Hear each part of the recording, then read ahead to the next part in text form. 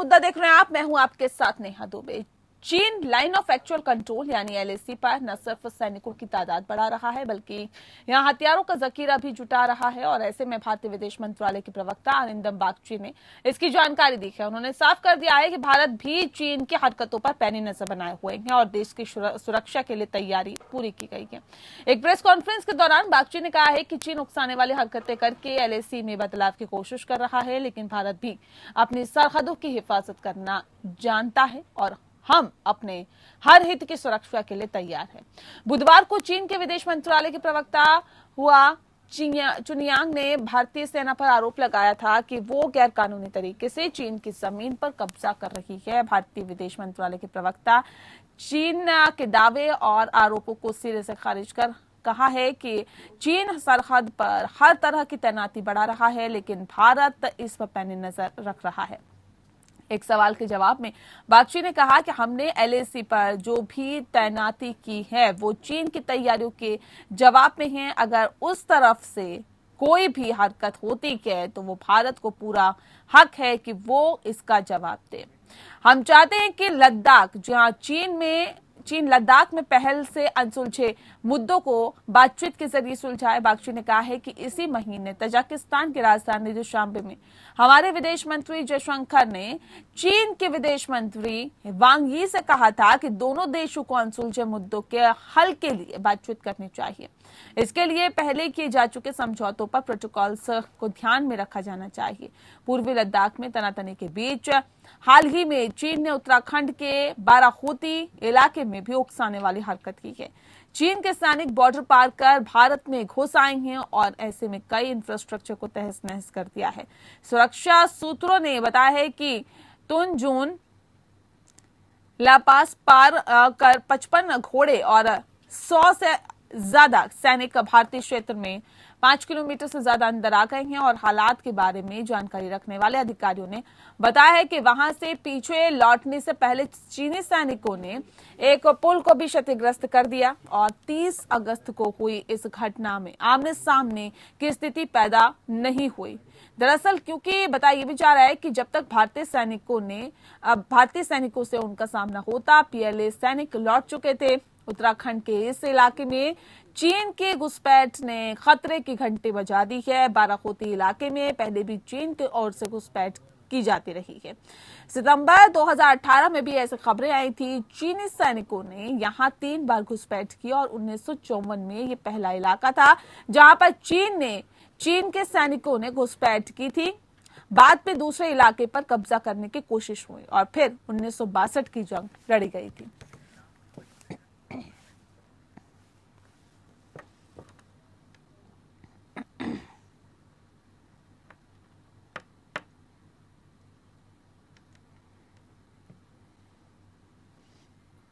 और चलिए इस विषय पर आज हम तफसील से चर्चा करेंगे। हमारे साथ खास पैनल मौजूद है, उनसे आपका परिचय करा देते हैं। अचल कुमार मल्होत्रा जो हमारे साथ है, एक्स डिप्लोमेट है। सर बहुत स्वागत है आपका। सुरेश कुमार गोयल जी इस वक्त हमारे साथ है जो कि एक्स डिप्लोमेट है, और आपका भी सर बहुत स्वागत है। इस वक्त हमारे साथ मेजर जनरल एसबी अस्थाना जी जुड़ गए हैं, डिफेंस एक्सपर्ट है। सर आपका भी बहुत स्वागत है।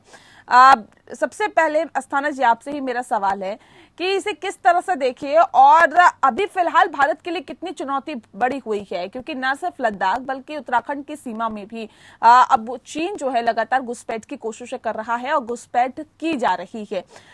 ये कितनी चुनौती है भारत के लिए कि अपनी सीमाओं पर और ज्यादा सुरक्षा को बढ़ाया जाए?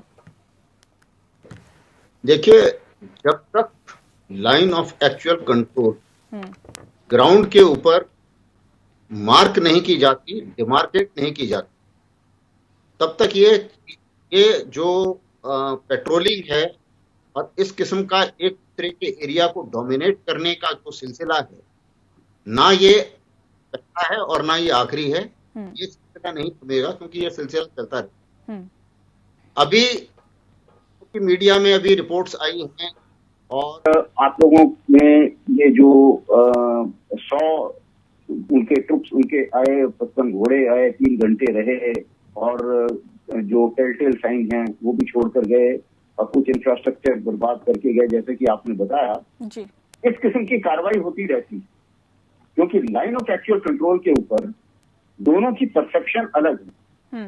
जिस कुछ ऐसी जगह हैं जिनको 8 डिस्प्यूटेड पॉकेट कहा जाता है, बाराबंकी उसमें से एक है। और इन इलाकों में हम दोनों के आपस में परसेप्शन नहीं मिलते। और एक्चुअली में लाइन ऑफ एक्चुअल कंट्रोल है क्या? अगर आप देखें, बॉर्डर भारत, स्वतंत्र भारत और चीन के बीच में कभी साइन नहीं हुआ। ब्रिटिश इंडिया और तिब्बत के बीच में साइन हुआ था, जिसमें चीन ने हस्ताक्षर कभी नहीं किए। तो बॉर्डर एक तरीके से डिमार्केट तो हुआ ही नहीं। लाइन ऑफ एक्चुअल कंट्रोल क्या है? जहां पर आप मौजूद हैं वही लाइन ऑफ एक्चुअल कंट्रोल है, जिसकी अलग अलग परिभाषाएं हैं अपने अपने मुताबिक। दोनों देश अपनी परिभाषाएं उसके हिसाब से चलते हैं, इसीलिए परसेप्शन अलग है। ये एक नॉर्मल ड्रिल है कि हम लोग भी जाते हैं, जो कि अक्सर मीडिया को नहीं बताया जाता, क्योंकि हम लोग भी इस किस्म की कार्रवाई करते हैं कि हमारे सैनिक भी जाते हैं लाइन ऑफ एक्चुअल कंट्रोल में, जो हमारे परसेप्शन के मुताबिक है, जो उनको लगता है कि नहीं वो भारत का नहीं है, और वो उसको अतिक्रमण का नाम देते हैं, और वो भी कहते हैं कि आप हमारे यहाँ आए। और उसमें हम लोग भी टेल साइन छोड़कर आते हैं, यानी कि जैसे किसी ने, उन्होंने पत्थर का कुछ बनाया, हमने उसको बिगाड़ दिया, या हम एक मंदिर बना के आ गए। इस किस्म की हरकतें ऑन ग्राउंड पर होती रहती हैं, और इसी को एक तरीके से domination of line of actual control कहा जाता है। जहां तक इस वाक्य का सवाल है, तो इस वाक्यात में संख्या जरा ज्यादा थी, और संख्या ज्यादा होने के कारण अभी इसके जो है, अभी आगे की जो मीटिंग्स होंगी और जो मिलिट्री लेवल पर बॉर्डर मैनेजमेंट मीटिंग्स होंगी, उनके ऊपर इन चीजों के बारे में भी बात की जाएगी। और मुझे उम्मीद है कि हर लेवल पर बात की जाएगी। जो मैकेनिज्म है एक स्पेशल रिप्रेजेंटेटिव, किस लेवल पे बातचीत की जाएगी सर, इस पे भी मैं आपसे बात करूंगी। लेकिन एक सवाल यहाँ पे मल्होत्रा जी आपसे है सर, जो हालात और जो स्थितियां बनी हुई है बाराकोती इलाके की, क्योंकि आज हम बात कर रहे हैं, इस इलाके में चीन की ओर से पहले भी घुसपैठ की जाती रही है। सितंबर 2018 में भी ऐसी खबरें आई थी जब चीनी सैनिकों ने यहाँ पर तकरीबन 3 से 4 बार घुसपैठ की थी। 1954 में ये पहला इलाका था जहां चीन के सैनिकों ने घुसपैठ की थी, और बाद में दूसरे इलाकों पर भी वो धीरे धीरे करके कब्जा करने की कोशिश करने लगा था। और फिर 1962 की जंग लड़ी गई थी। अब जिस बात का जिक्र अस्थाना जी कर रहे थे कि ऐसा होता रहता है सर, इसको हल्के में लेना चाहिए, या फिर वाकई अब इस पर सोच विचार या फिर गहनता से सोचने की जरूरत है, एक्शन लेने की जरूरत है, ताकि कम से कम वो 1962 वाली स्थिति दोबारा ना हो। देखिए, बहुत ही सरल साधारण शब्दों में एक फैक्ट्स बताएं कि हमारी लाइन ऑफ एक्चुअल कंट्रोल जो है, या हमारे बॉर्डर है, डिमार्केटेड नहीं है, और दोनों कंट्रीज की अपनी अपनी परसेप्शन है, तो इसके चलते हुए ये चीजें वायलेट हो जाती है। और इसका एक इतिहास है, उसी को रोकने के लिए बहुत सारे एग्रीमेंट्स भी हैं, बॉर्डर मैनेजमेंट को लेकर मीटिंग्स भी होती रहती है, फ्लैश बातचीत भी होती है, बातचीत भी रहती है। समस्या तब होती है जब पॉलिटिकली एक डिसाइड करता है चाइना कि इस विवाद को हमने एक पॉइंट से ऊपर बढ़ाना है, इसको एक इशू बनाना है, जो उसको गलवान में बनाया, और फिर उसका जिस मजबूती से और जिस दृढ़ता से और जिस पेशेंस के साथ हम दिया, अब उससे इस बात की रियलाइजेशन है कि एक पॉइंट से ज्यादा इस बात को बढ़ाया नहीं जा सकता, क्योंकि भारत इसको हल्के पे नहीं लेने वाला है। तो ये आपकी उस बात का भी जवाब है कि क्या हमें इसे हल्के में लेना चाहिए। तो मुझे लगता है हम हल्के में ले ही नहीं रहे हैं इसको, हमने कभी भी हल्के में नहीं लिया है। और अब तो हमारी तरफ से पिछले कई सालों से पूरी कोशिश ये रही है कि हम मैच करता हुआ इंफ्रास्ट्रक्चर अपने बॉर्डर्स पे भी बनाए। तो थोड़ा पीछे छूट के इस मामले में जनरल साहब बताने की इस बात को कि कई साल पहले शायद इंफ्रास्ट्रक्चर को हमें डेवलप कर लेना चाहिए। वो रोड जो 67 या 68 हमने कई साल पहले करी थी, उसकी शायद जो बनाने में उसे और जल्दी दिखानी चाहिए थी। हालांकि वहाँ की जो टेरेन है बहुत दुर्गम है, ये सब चीजों को देखते हुए, लेकिन अब तो ये बात क्लियर हो गई है कि हमारे चाइना के साथ जो पॉलिटिकल संबंध है वो काफी हद तक नीचे गिर चुके हैं। और अब जब हमने क्वाड, जो जब से हमारी क्वाड जो 4 नेशन की अमेरिका, ऑस्ट्रेलिया, जापान और इंडिया को लेके जो ये ग्रुपिंग बनी है, और जिसमें हमने बढ़ चढ़ के हिस्सा लेना शुरू कर दिया है, तो उससे भी अब चाइना को ये लग रहा है कि भारत भी अकेला नहीं है इस मामले में। हालांकि हमारी पूरी कोशिश यही है प्रोजेक्ट करने की कि चाइना नहीं है, ये मिलिट्री ग्रुपिंग नहीं है, बट दुनिया जानती है कि इस ग्रुपिंग को बनाने के पीछे जो एक उद्देश्य है वो चाइना को कंटेन करने का, और इनफैक्ट अमेरिका, ऑस्ट्रेलिया और जापान के साथ इस कॉन्टेक्स्ट में अगर हमारी एक ही कंसर्न है, दोनों चारों का एक ही कंसर्न है कि किसी तरह से चाइना के बढ़ते हुए एग्रेशन को, और चाहे वो मिलिट्री फील्ड में हो, चाहे वो इकोनॉमिक फील्ड में हो, और चूंकि वो रूल ऑफ लॉ फॉलो नहीं करता, इंटरनेशनल लॉ की इज्जत नहीं करता, तो ये ग्रुपिंग को बनाने के पीछे उद्देश्य यही है।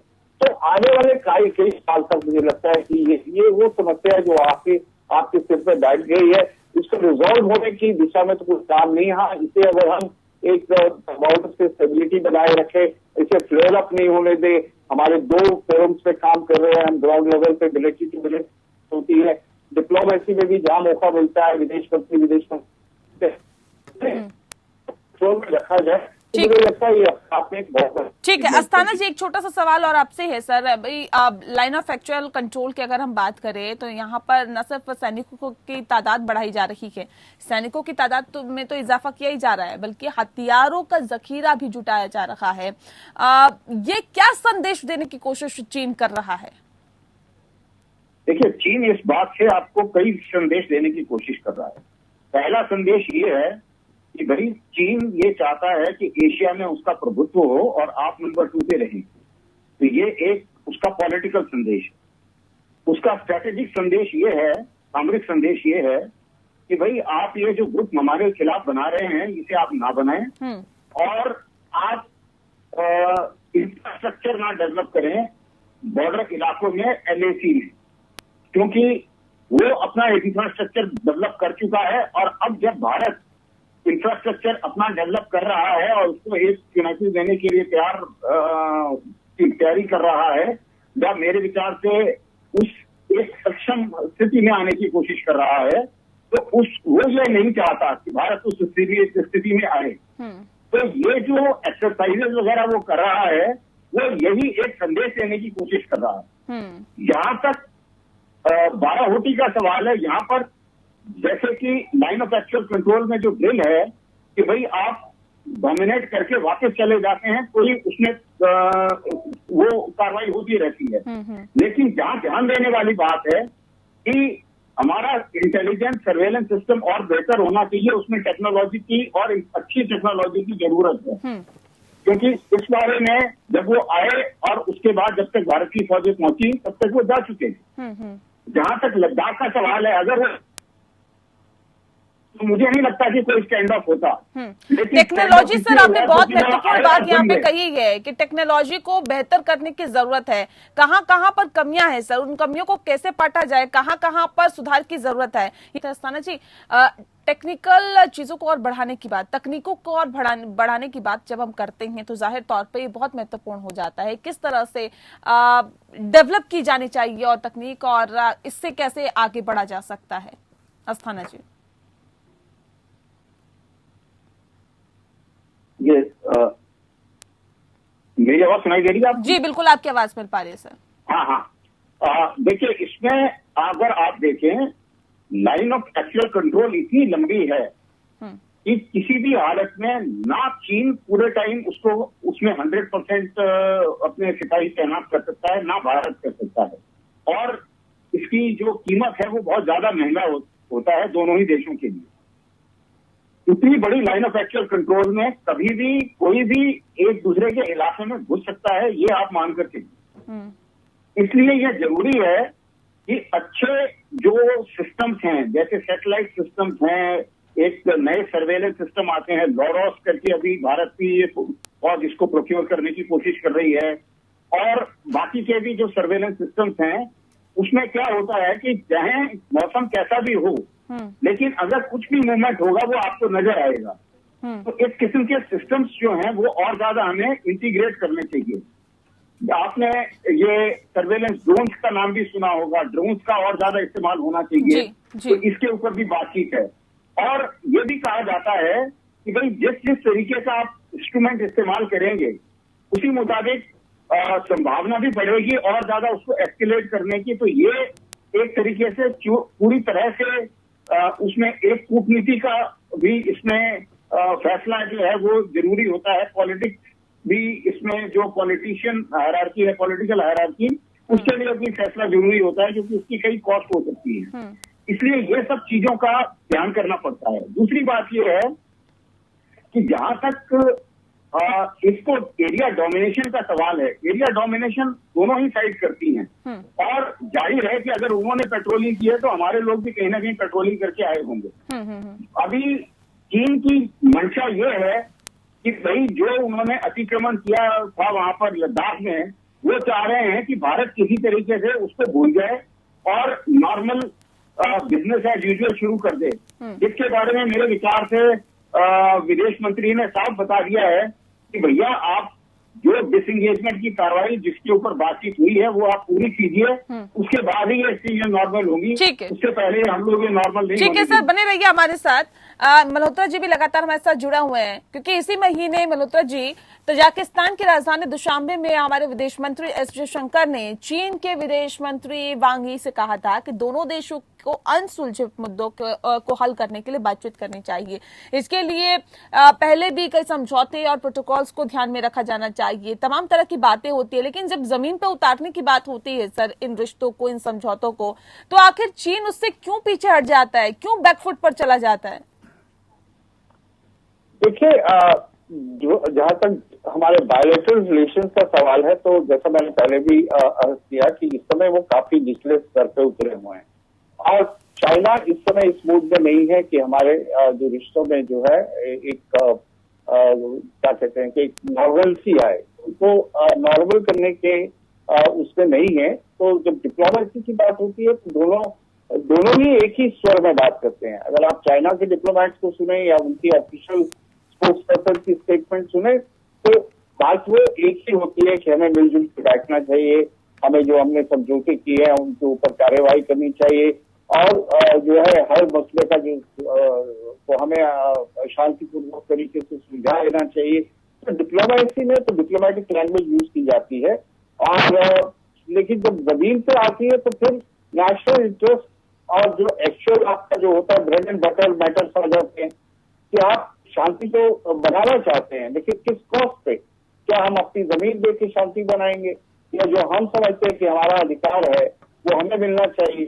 तो जब इस तक पे समझौता ही नहीं हो पा रहा कि हमारी जमीन कौन सी है और उनकी जमीन कौन सी है, तो ये विवाद सालों साल से चला आ रहा है। तो इसी विवाद को बैक बर्नर पे रख के ताकि दूसरे क्षेत्रों में रिश्तों को आगे बढ़ाया जाए, ये पॉलिसी कई साल तक हमने चलाई है। उसके कुछ हद तक फायदे भी हुए थे, आपने देखा होगा 15-20 साल में कुछ एग्रीमेंट्स हुए। आपका जो बॉर्डर टॉक्स थी वो समय समय पे होती रहती थी, एक कछुए की चाल से चलती थी, थोड़ी बहुत बातचीत हो जाती थी, नक्शे बदल आपस में एक्सचेंज कर लिए जाते थे, लेकिन कुल मिला के शांति थी। एक सिपाही नहीं मरा था दोनों तरफ से, कोई एकाध एक्सेप्शन को छोड़ के, और जब तक ये पिछला हादसा नहीं हुआ गलवान में। तो उस दौरान हमारे जो आर्थिक संबंध थे वो आगे बढ़ रहे थे, बहुत सारे क्षेत्रों में हम एक साथ मिलकर काम कर रहे थे। लेकिन सडनली एक पहेली है जिसको सुलझाना मुझे लगता है काफी लोग इस पे काम कर रहे हैं कि चाइना ने क्यों कर ये सोचा कि भारत के साथ इस तरह से जो संबंधों को एक पे रख के मिलिट्री एग्रेशन दिखाया। क्या उसे लगा कि जैसे पूरी दुनिया में उसका जो मिलिट्री एग्रेशन है साउथ चाइना सी में, जैसे वो कुछ भी कर लेता है, इंटरनेशनल कोर्ट एक डिसीजन देती है उसके खिलाफ, वो उसको भी नहीं मानता है, तो क्या भारत भी उसके इस एग्रेशन से दब जाएगा, डर जाएगा और इस मौके का फायदा उठा के वो कुछ हिस्सा जो अपने हाथ में हथियार लेगा? तो क्या वो टेस्टिंग था, क्या वो वाटर टेस्ट कर रहा था? लेकिन कुछ भी कर रहा हो, हकीकत यह है कि ये जो उसका फैसला था उसे कुछ अगर महंगा नहीं तो उसको सस्ता भी नहीं पड़ा, क्योंकि भारत उसको कई जगह पे जैसे उसके इकोनॉमिक इंटरेस्ट को टारगेट कर सकता है। और इस बारे में हमारे जयशंकर साहब ने खुल के कहा भी है, ओपन पब्लिक फोरम पे भी कहा है कि जब तक सीमाओं पे शांति नहीं होगी दूसरे क्षेत्रों में बातचीत करने का जो है वो सवाल पैदा नहीं होता। तो इसमें अंतिम रूप से अगर देखा जाए तो नुकसान उसी का है, तो शायद उसी के चलते हुए अभी उसको नुकसान उसी का है, लेकिन सर फिर भी वो समझने के लिए तैयार नहीं है। बहरहाल बहुत शुक्रिया आप दोनों मेहमानों का, आप इस खास चर्चा में हमारे साथ जुड़े और विस्तार से इस पर चर्चा की। आपका बहुत बहुत शुक्रिया इस खास कार्यक्रम में जुड़ने के लिए। इसी के साथ मुद्दा में इतना ही। नमस्कार।